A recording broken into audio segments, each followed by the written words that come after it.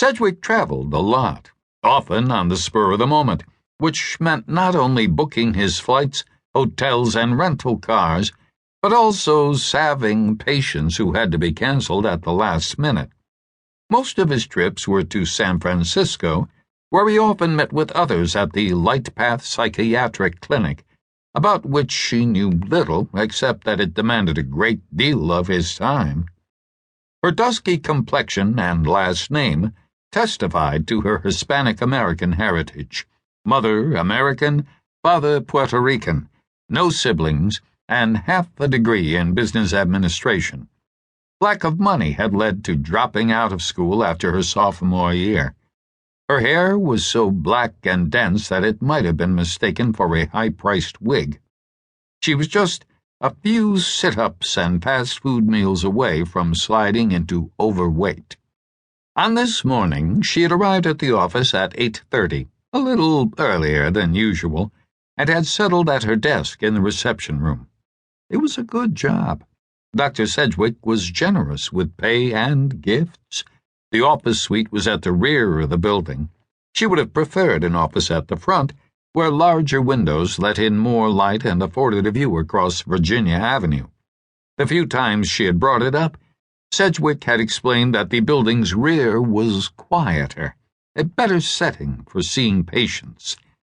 It wasn't her place to debate it, and so she didn't. Still, it would have been nice to be in the front, except for this morning. The two detectives entered the area, and one flashed his badge. "This is Dr. Sedgwick's office?" he asked. "Yes." Having two detectives arrive unexpectedly unnerved Betty, and the quiver in her voice mirrored it. "Is something wrong?" she asked. "I'm afraid so, ma'am. You work for Dr. Sedgwick?" "Yes, I'm his receptionist." "I'm afraid there's been an accident." "To the doctor?" "Yes, ma'am. Were you expecting him this morning?" "Yes, I saw that he was running a little late, but is he ill?" "He was struck by a car in front of the building, ma'am. He's dead."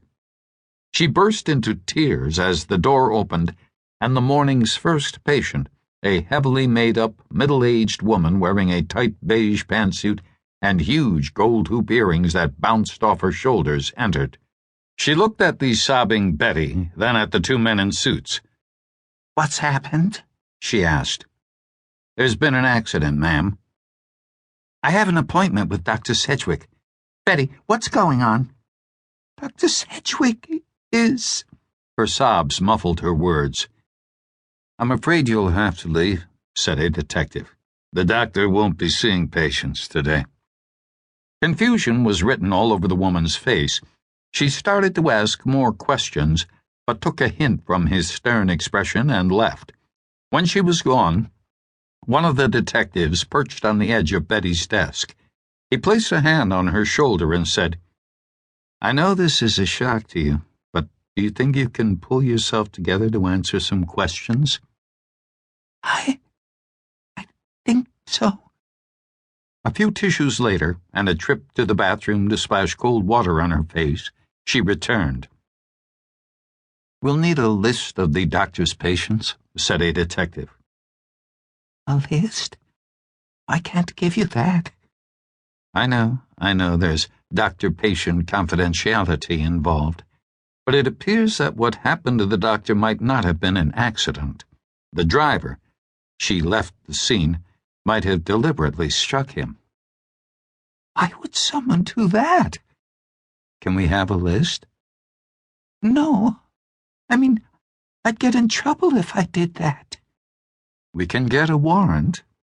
He knew that few judges would issue a warrant for a doctor's patient list based upon the assumption that the doctor might have been a victim of a crime, but the threat sometimes worked. It didn't.